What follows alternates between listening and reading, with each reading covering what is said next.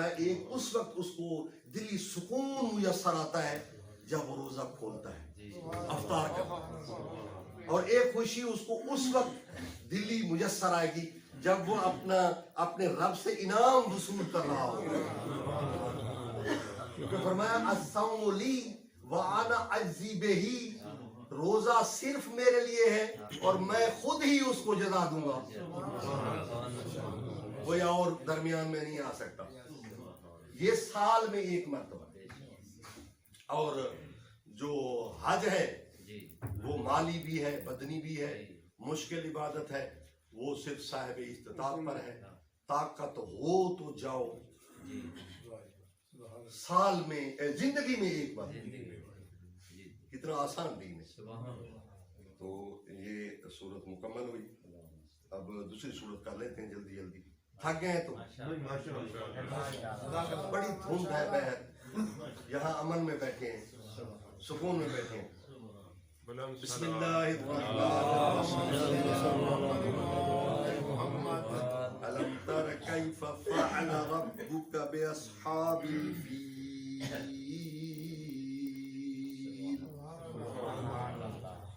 الم یجعل کیدہم فی تضلیل وأرسل عليهم طيرا أبابيل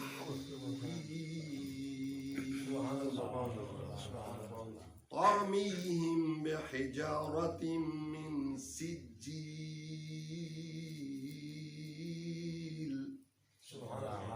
فجعلهم كعصف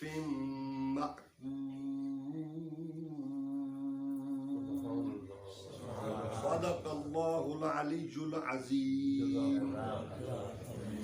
اے رسول کیا تم نے نہیں دیکھا کہ تمہارے پروردگار نے ہاتھی والوں کے ساتھ کیا کیا، یعنی کیا ان کا حشر کیا، کیا ان کی کیفیت بنا دی، کیسے ان کی تباہی کی.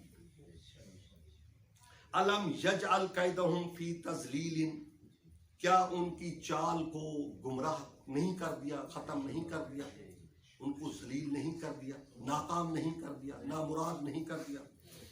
وَأَرْسَلَ عَلَيْهِمْ طَيْرًا أَبَابِيلَ، اور ان پر جھنڈ کی جھنڈ چڑیاں بھیجیں جو ان پر پھرنجوں کی کنکریاں پھینکتی تھیں، یعنی پتھریلی تھی، مٹی تھی پتھریلی. فَجَعَلَهُمْ كَعَصْفٍ مَأْكُولٍ، تو انہیں چبائے ہوئے بھس کی طرح تباہ کر. تو یہ اس شان نزول اس کا یہی ہے کہ ابرہا جو یمن میں رہتا تھا، یمن پر چڑھائی کی تھی نجران کے عیسائیوں نے. اس وقت ان کا بادشاہ ذو نواس تھا. تو یہ اصل جو ابرہا تھا یہ عیسائی تھے، یہ ابرہا بھی عیسائی تھا. یہ جب پہنچے تھے یمن تو ان کو کامیابی نصیب ہوئی. یہ ابرہا اور اریات یہ دو لیڈر تھے. اریات بادشاہ بن گیا، پھر اس نے بخل کیا، اس کے ساتھ لڑائی جاری کر دی، تو اس نے اس کو قتل کر دیا اور تخت سنبھال لیا. جب اس نے تخت سنبھالا تو جو نجران کا اور حبشہ کا نجاشی تھا اس نے اس کو دھمکی دی کہ تو نے تو اپنے لیڈر کو قتل کر دیا ہے، میں آپ کے پیچھے ہوں. تو اس نے اپنے سر کے بال مونڈ کر اس کے پاس بھیجے کہ مجھے معاف کر دو. اس نے اس کو معاف کر دیا. ٹھیک ہے. تو پھر اس نے اس کو خوش کرنے کے لیے، جس طرح آپ کا آج کل ہوتا ہے، لوگوں کو خوش کرنے کے لیے انسان دین بدلتا ہے، اپنے آقاؤں کو بدلنے کے لیے، سیاسی لیڈروں کو بدلنے کے لیے دین بدلتا ہے تاکہ میری معاشرے میں جگہ بنے، لوگ مجھے سلام کریں، اور جدھر سے میں گزروں میری شادی میں رش ہو، میری غمی میں رش ہو، جی میری عزت ہو، مقام ہو، وغیرہ وغیرہ. جھوٹی انا جی. تو اس نے اس جھوٹی انا کے پیچھے ایک گرجا گھر خوبصورت بنایا اس نجاشی کو خوش کرنے کے لیے یمن میں بنوایا. اور اس کا دوسرا مقصد یہ بھی تھا کہ عرب کے لوگ بھی یہاں متوجہ ہو جائیں گے اور نجاشی بھی خوش ہو جائے گا اور میری حکومت کو استحکام مل جائے گا. اور تیسرا کام اس نے یہ کیا کہ میرے کعبہ کو، میرے گرجا کو تب مرکزیت ملے گی کہ میں وہ جو مکہ میں کعبہ ہے اس کو گرا دوں، اس کو. تو وہ 30,000 کا لشکر لے کر ابرہہ محمود نامی ہاتھی پر سوار ہو کر، 30 اس کے ساتھ، بعض کہتے ہیں 12 ہاتھی تھے، بعض کہتے ہیں 13 ہاتھی تھے، بعض کہتے ہیں کچھ تھے، وہ اس کے ساتھ تھے.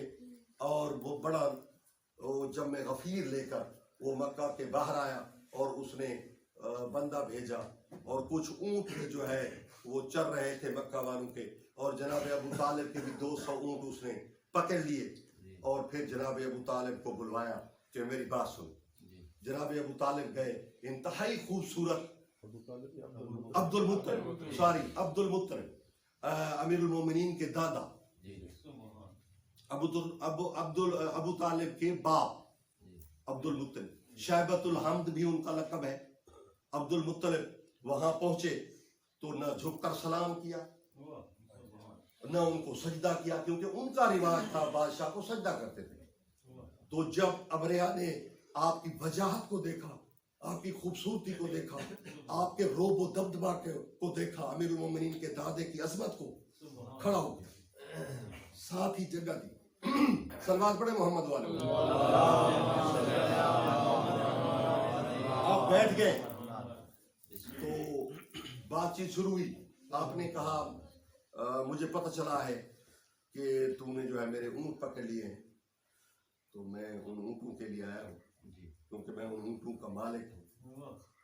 اس نے کہا میں تو بڑی عظمت تھی میرے ذہن میں، بڑا مقام تھا آپ کا، بڑا روب و دبدبا تھا، اور میں سمجھتا تھا کہ تو کعبہ کے بارے میں بات کرے گا کہ اس کو نہ گرا، اس کی حفاظت کا کوئی بندوبست کرے گا، مجھ سے کوئی اس کی بھیک مانگے گا.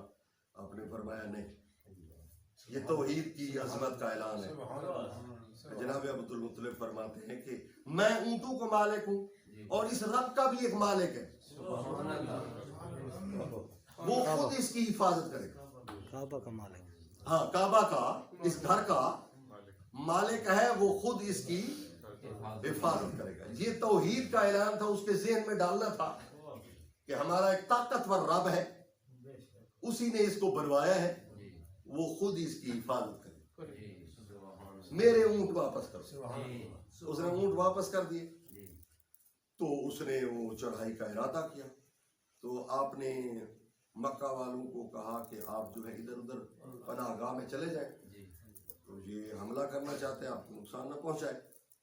تو آپ نے ایک بیٹے کو کہا کہ آپ جو ہے نا، یہ دریائے احمر تھا، سرخ دریا، اس کی طرف آپ جائیں اور دیکھیں کوئی لشکر، کوئی اللہ کی غیبی مدد آ رہی ہو تو مجھے بتا.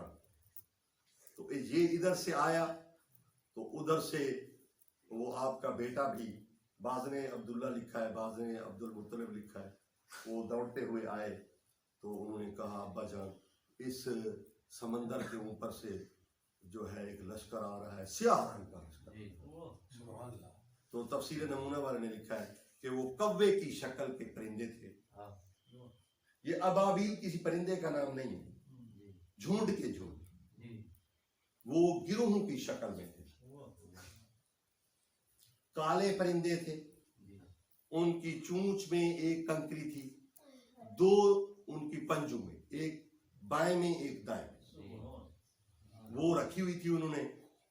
اور انہوں نے جو ہے ان ہاتھیوں پر گرایا تو وہ کھائے ہوئے بھوسے کی طرح ہو گئے. وہ ان کی پشت میں وہ کنکری لگتی، پیٹ کے نیچے سے نکل جاتی اور یہ ختم ہو جاتا. جو لوگ بچے وہ بھی کہتے ہیں کسی بیماری کی وجہ سے مر گئے، کچھ قیدی ہو گئے. اور یہ جو ابرہہ تھا، اس کا جو ہاتھی تھا محمود، وہ تو آگے قدم نہیں اٹھاتا تھا، بڑا مارا گیا اس کو، وہ کعبہ کو گرانے کے لیے آگے قدم بھی نہیں اٹھاتا تھا، یہ پیچھے بھاگا دوڑا. اچھا ایک اور لطف کی بات آپ کو بتاؤں کہ ابرہہ کی ایک بیٹی تھی، وہ قیدی ہوئی تھی، اس کی شادی یہاں مکہ میں ہوئی. اسی سے جناب بلال پیدا ہوئے. یہ ابرہ جو ہے یہ نئی بات ہے آپ کے لیے. تا حسین مصری ہمارے کسی عالم نے نہیں لکھا. تا حسین مصری 20 جلدوں میں اس کی کتاب ہے. بہت دن زکریا یونیورسٹی نے اب بھی پڑھی ہے. جب میں نے ایم فل کی ہے اس میں نے یہ واقعہ پڑھا ہے اور یہ بات خود پڑھی ہے. وہ کہتے ہیں یہ بلال جو ہے یہ نواسا ہے ابرہ. اس کی ماں کا نام حمامہ تھا. وہ یہاں آئی. اب تو بات آگے نکل جائے گی. تو یہ بھی مر گیا پیچھے جا کر ابرہ, اور اللہ نے اپنے گھر کو بچا لیا. تو اس لیے فرمایا اچھا یہ وہی سال ہے جس سال حضور کی ولادت ہوئی. ہاتھیوں والے سال ہی ولادت ہوئی. اور ادھر سے اللہ تعالی